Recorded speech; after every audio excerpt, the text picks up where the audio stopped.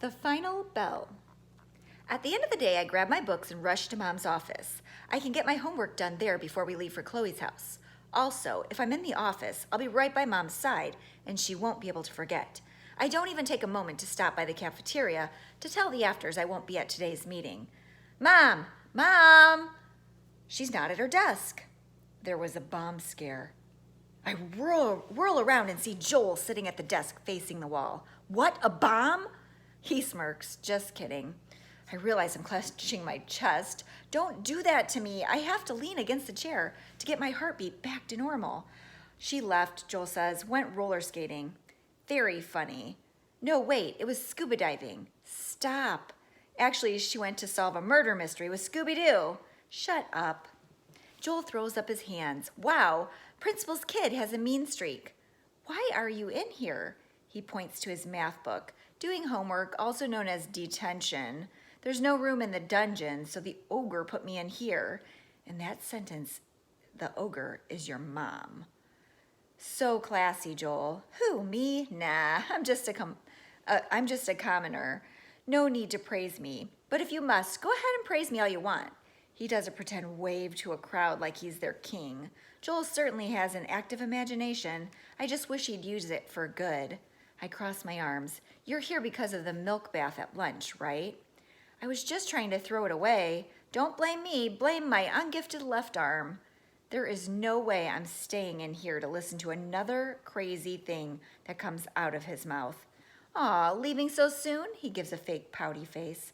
I'm going to the dungeon. I close the door on him. Pretty hard, too. It feels good. I flop on the bench outside Mom's office. It's not all that comfortable, but I can get my work done right here with my papers on my lap. 2 worksheets later, I glance up at the clock. Oh no, 3:55, and Mom's not here. The hunt. Where could she be? I hunt around the building, searching in all the usual spots. Cafeteria, library, the 6th grade hall. 6th grade is always a possibility, since there is some drama on an almost daily basis. But the 6th grade wing is quiet. I expand my search to every other wing. Along the way, I pass a couple of teachers. Nope, haven't seen your mom, Allie. She must be here somewhere. No one has seen her. Then I turn the corner to the 4th grade wing and end up face to face with a mop. Watch where you're going, Allie kid, Frances says.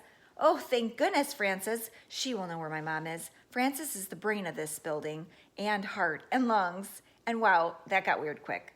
Have you seen my mom? I clamp down on Frances's arm. She's driving me somewhere and I'm late. I have to find her. She takes a long breath. Sugar, she's down there having a meeting. Frances points to the last classroom on the left. Mrs. Parker's room. Graham's mom. Sugar, don't. Frances tries to stop me, but I take off anyway. Whatever Mom's talking about can wait.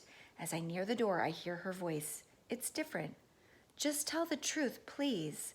Peeking in, I see Mom leaning over Graham. His face is red and splotchy. He's crying. Graham Parker, who never lets anything bother him. I back away. What am I supposed to do? I really need to get to Chloe's house, but I can't barge in there. Graham would never want me to see him cry.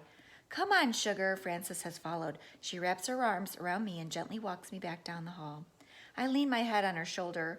I feel so bad, Frances. I need Mom to take me to a friend's house, but I can't interrupt her while she's disciplining someone. Is that what's going on? What has Graham done? How could Mom have come down so hard on him that she made him cry? I freeze up and look at Frances. Why did she make Graham cry? Do you know? She looks away and shakes her head. I was finishing up Mrs. Parker's classroom. I heard some of what's going on, but I'm sorry, Sugar, I can't tell you. Why is she being so hard on him? It's her job, Sugar. I shove my hands in my pockets and glare at my feet, worried I might cry too. Doesn't Mom know what she's doing to me? Graham is going to feel weird around me because he'll worry I might tell her things, and that means he's going to do the exact same thing everyone else does. Disappear. I sprint down the hall and I don't look back. Confession. My mother is ruining my life. What normal means. We do the normal 8-step departure, the one where we set the school alarm and rush out the double doors before it goes off. When we've driven several blocks away from school, Mom turns to me. There's a slight smile on her face, like she thinks this is just some normal afternoon where normal things happen and I can act normally. It hasn't been that type of afternoon. But Mom doesn't pick up on this and starts in with the regular old normal questions. So, how was your day? I press the side of my head against the window and close my eyes. How can I possibly start this conversation? She knew how important going to Chloe's house was to me. It was my chance to turn things around, and now I've blown it. I'll have to walk into the lunchroom and admit to Andrea that she is right.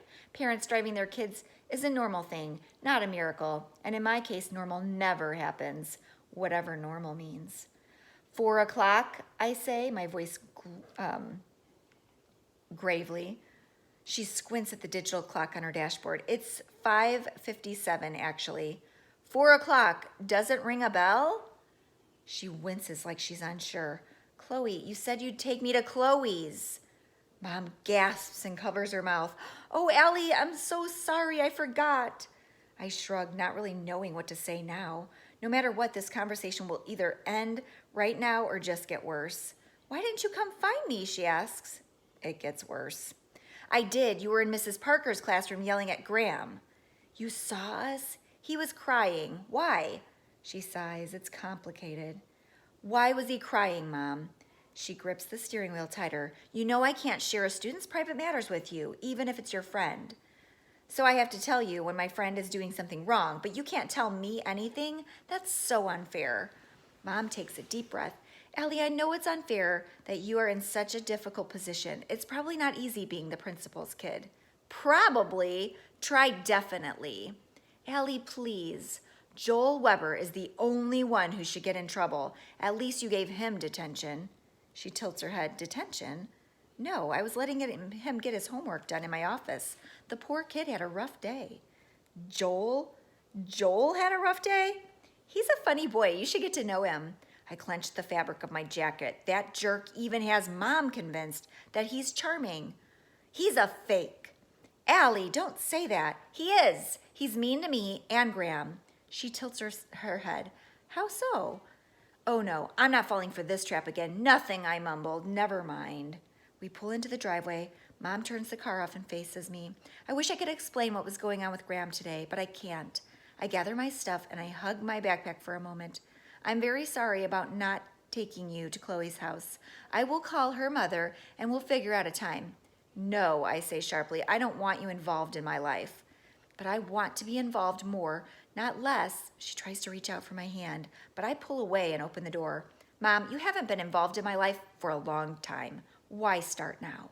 I slam the car doors shut. Whale talk. Like it? Dad shoves a half-carved whale at my face. Sure, I say, and slump into a chair in the kitchen. Mom kisses Dad on the cheek, then quickly makes her way upstairs. Within moments, I hear the bathwater running. There's a pit in my stomach. Slamming the car door on my mother, the principal, is not a smart idea. The fact that she walked right up the stairs without even mentioning it makes the pit grow even bigger. I'm thinking about making it a smiley whale. Dad scratches his head and his hair pokes out in all directions, like it's having a really happy whale of a day. Maybe I'll even carve positive words on the bottom. You know, passion or fun or joy. It could be a collector's item. Get all the happy whales, collect all the words. Like it? I flop my head on the table. Love it. Tough day. He ruffles my hair. I reply with a long moan. Go get ready for dinner. Tonight is stir fry, but it's not fresh, just the frozen kind in a bag. So don't have high expectations. Oh, and your friend Chloe called. I snap my head up. She did? Twice. What did she say? No, wait. He scratches his head more and makes his hair look even wackier. 3. She called 3 times. I hop up and grip his arm. What did she say? Every single word. Take your time. He thinks for a moment. I told her you were still at school and she said to give her a call. That's it? She also thanked me. Is that important? I need details. Her tone. Was it carefree or concerned or just go call her? Dad nudges me and hands me the phone. But make it quick. This frozen stir fry cooks quickly. Skipping steps, I rush to my room and punch in Chloe's number. She must have caller ID because she knows it's me as soon as she answers. Where were you? I was getting worried. Relief rushes over me. She doesn't sound mad. She sounds like she actually wanted me to come over. Mom had something after school and she couldn't take me. I'm sorry. We could talk at school. Wait, hold on, Ellie. I can hear muffled conversation. Okay, I'm back. Mom says when she picks me up after school on Monday, you can come with us to my house then. My stomach jumps, lurches, spins, twirls, everything. It does everything.